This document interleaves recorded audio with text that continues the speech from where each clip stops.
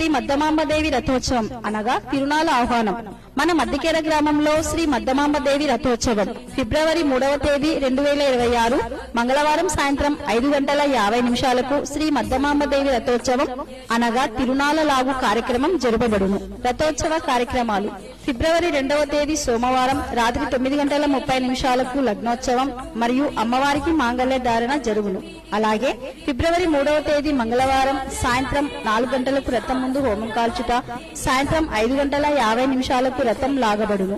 గమనిక, అన్నదాన కార్యక్రమం నిర్వహించువారు ఉపాధ్యాయులు శ్రీమతి జమేదార్ సంధ్య గారు మరియు శ్రీ జంబునాథ్ రాయుడు గారు, అలాగే జమేదార్ ఉమామహేశ్వరి గారు మరియు శ్రీ శ్రీనివాస్ గారు.